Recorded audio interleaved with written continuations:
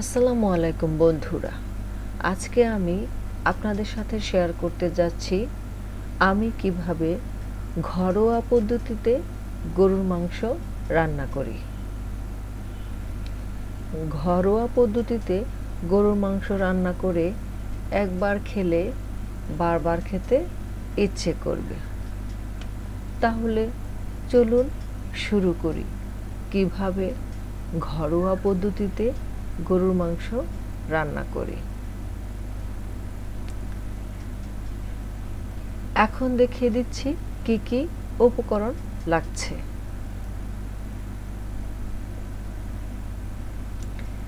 এখানে আমি 3 কেজির মতো গরুর মাংস ধুয়ে নিয়েছি।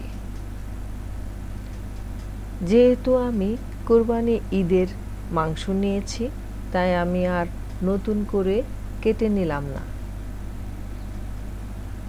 যেভাবে কাটা ছিল সেভাবেই নিয়েছি।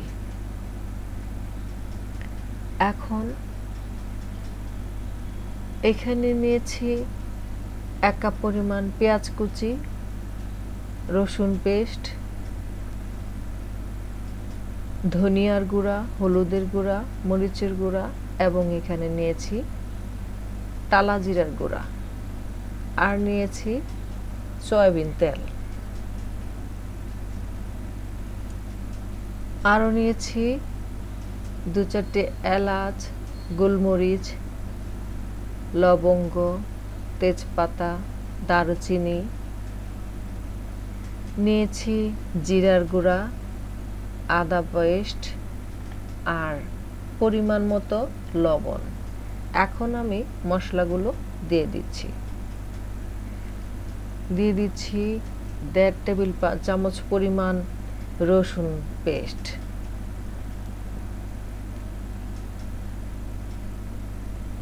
এখন দিয়ে দিব 1.5 টেবিল চামচ পরিমাণ আদা পেস্ট,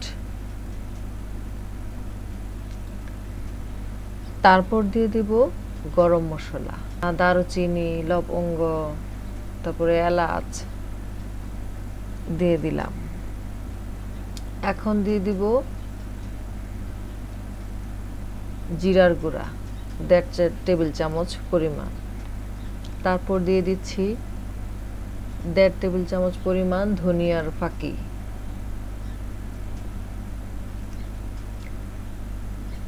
তারপর দিচ্ছি 1.5 টেবিল চামচ পরিমাণ হলুদের গুঁড়া, তারপর দিয়ে দিচ্ছি 1.5 টেবিল চামচ পরিমাণ মরিচের গুঁড়া।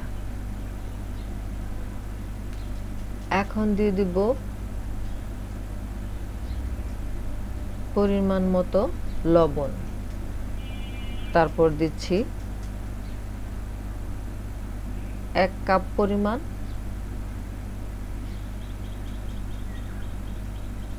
পেঁয়াজ কুচি, এখন দিয়ে দিব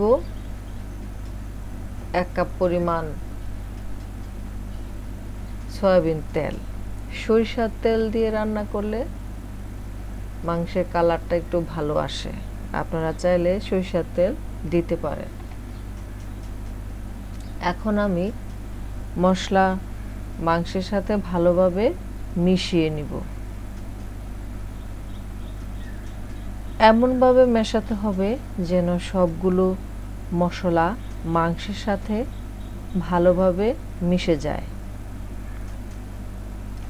এভাবে মাংসের সাথে মশলা মাখায় নিলে মাংসের স্বাদ সবচেয়ে ভালো হয়। পরিষ্কার হাত দিয়ে মাখিয়ে নিলে আরও ভালো হয়। মাংস মাখানোর সময়, মশলা মাখানোর সময় পানি দেওয়ার কোনো দরকার নেই। এখন আমি 10-15 মিনিট রেস্টে রেখে দেব। 10-15 মিনিট পরে 1 কাপ পরিমাণ পানি অ্যাড করব। আমি কিন্তু এই পানিটুকু দিয়েই রান্নাটা শেষ করব, আর কোনো পানি অতিরিক্ত আর কোনো পানি দেব না।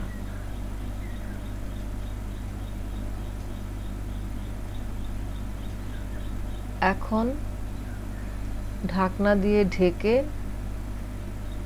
চুলায় বসিয়ে দিব। এই পর্যায়ে চুলার আঁচ হাই থাকবে।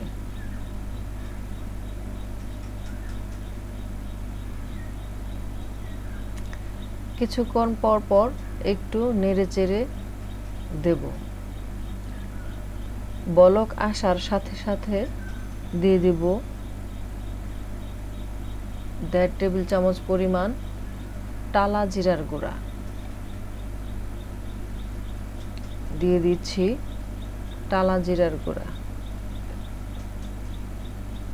তারপরে ভালোভাবে নেড়েচেড়ে মাংসের সাথে মিশিয়ে নিচ্ছি। এখন আমি ঢেকে আরও কিছুক্ষণ রান্না করব। একটু পর পর আমি নেড়েচেড়ে দিয়েছি।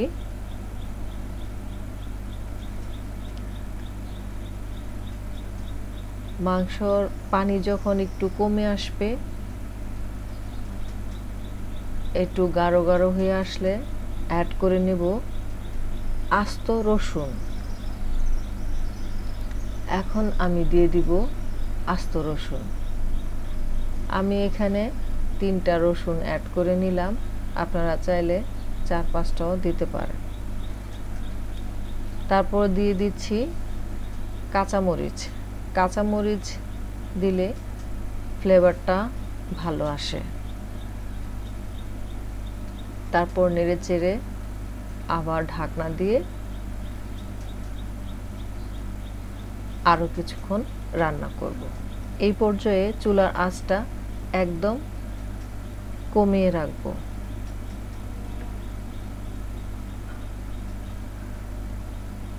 রান্না প্রায় শেষের দিকে।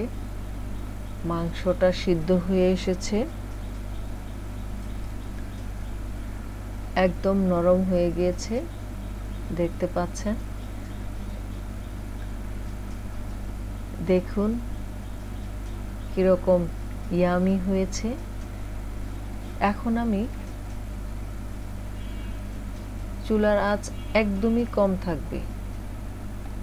রান্না প্রায় শেষের দিকে। রান্না শেষ। এখন আমি চুলাটা বন্ধ করব।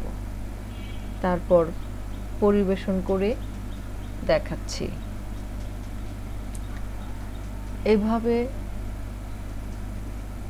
রান্না করা গরুর মাংস আমার খুব পছন্দের এবং খুবই টেস্টি। আমি আস্ত যে রসুনটা, অতিরিক্ত রসুনটা অ্যাড করেছি, রসুনটাও খেতে কিন্তু খুবই টেস্টি হয়। এখন পরিবেশন করে দেখাচ্ছি। হয়ে গেল ঘরোয়া পদ্ধতিতে গরুর মাংস রান্না। আশা করছি বাসায় ট্রাই করে দেখবেন, নিশ্চয়ই ভালো লাগবে। ভিডিওটি ভালো লাগলে লাইক করবেন, শেয়ার করবেন এবং চ্যানেলটি সাবস্ক্রাইব করে সঙ্গেই থাকবেন। আল্লাহ হাফেজ।